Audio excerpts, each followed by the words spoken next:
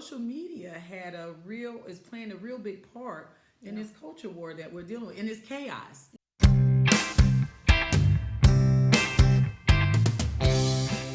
All right, everybody, welcome back to Well Said with Kim and Vic. How you doing, guys? Check us out on the Seeking Educational Excellence YouTube channel. And make sure you like, share, and subscribe when you check us out. Exactly. But we're continuing in our discussion about chaos and how, chaos is all around us right now in light of, what's going on in the culture wars, what's going on with the election, with everything that's going on right now. It's very, very chaotic. And like we were saying before, Yes. It can be very unsettling, cause you a lot of anxiety. And we're just trying to give you a little perspective on what chaos is designed to do, the psychology of it, the history of it, social media perspective, which we're going to talk about today a little bit, just Absolutely. to help quell your anxiety a little bit. We understand what's going on, and like we said before, chaos has feminine energy, so who better to address the feminine energy than feminine energy itself, right, Vic? And also, we want to know about the control of the bell. And that bell is still ringing. And as it rings, we have that chaos that it is bringing with our response. It's like we're being socially conditioned to act violent to outcomes that we may not agree with. Right. And I think that's a problem as we going forward. What lessons have been taught over the years to young people of how do you respond when you don't get your way? So it's basically a child having a Like tantrum. petulant children, Having a tantrum. So with that being said, we're going to dive right into this, and we're going to give you some information that's going to go straight to your head today. Well, one of the things that we really wanted to kind of talk about today, too, was the social media perspective. Yeah. And as I think back, going all the way back even to like maybe just before the pandemic happened, a lot of things it seems like were put in place to start this chaos, to set this whole thing all the way up until this point. Because you even think about when the pandemic happened, and a lot of the media outlets were first saying that it wasn't that serious. Yes. Even though the president took steps to stop the spread by cutting off the travel. But the thing about it is that people were still asleep at the time, and that was in January. And then we had Chinese New Year, that we had a lot of tourism in New York City, in California. We had a lot of tourism during that time of Chinese New Year. And matter of fact, Dr. Fauci, he said that masks weren't needed at that time. That's right.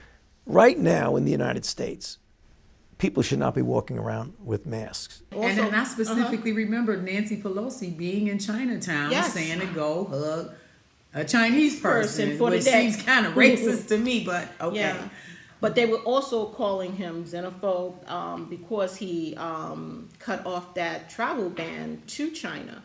And these were all of some of the things that they said that he was. And during the pandemic, that was not true. And if he had not done that, it's sad to say we could have been in a more tumultuous position than we were.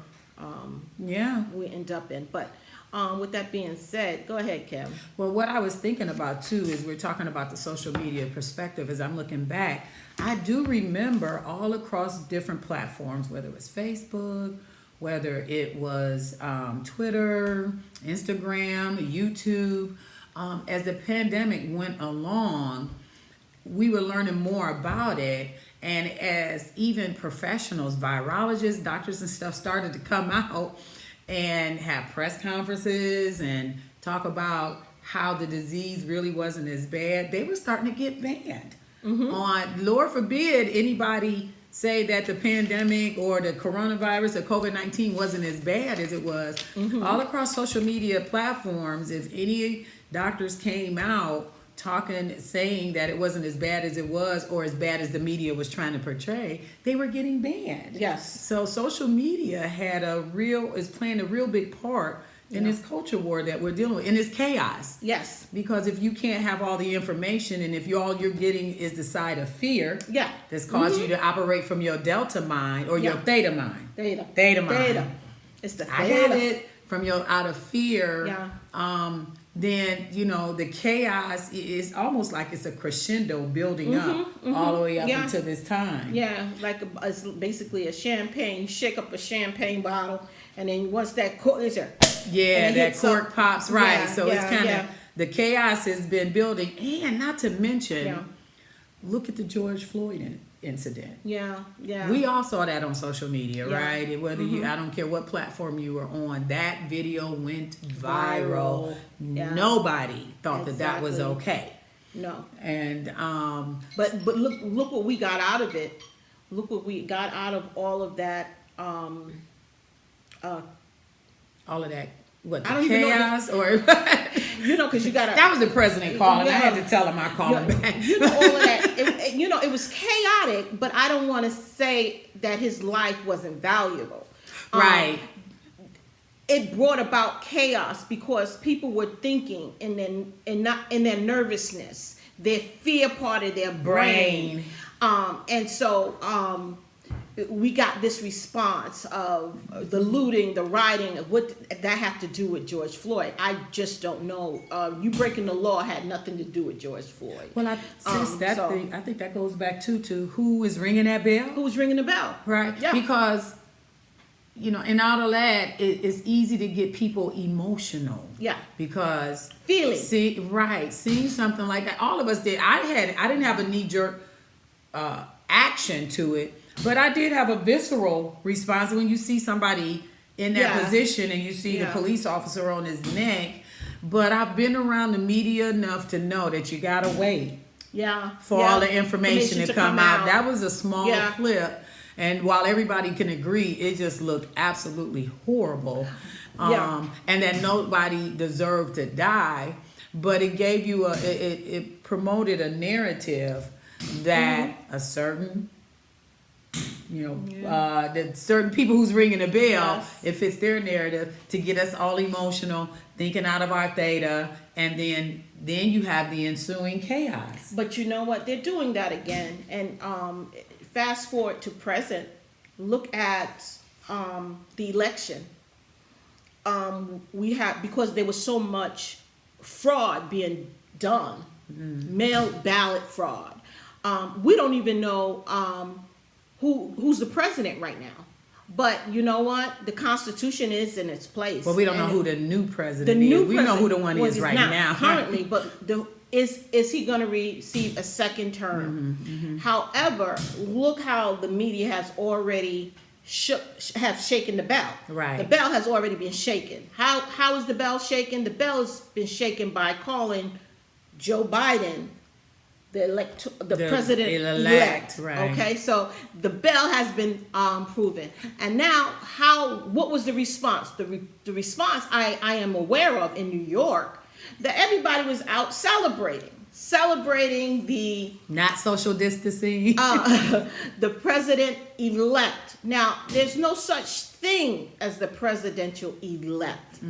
In the Constitution, there's nowhere. You're either president or you're not, right? Exactly. It's either you are or you ain't. It's like being pregnant. Being a little pregnant, right? You either are or you ain't, right? Exactly. So this is what we have right now with the presidential-elect. So we have the person that rang the bell, okay? They started saying, which was the news media telling everybody that we have a presidential-elect before all of the ballots are counted. No, or even before the election is certified. And that's what you have to have before you call a president in as being the winner. Okay, so that hasn't been done. So we skip steps in how the Constitution has put in place for us to call the new president into office. Right. So we've skipped steps. Okay, this is because we're moving progressively. So the bell has been shook. We have the celebration for the response.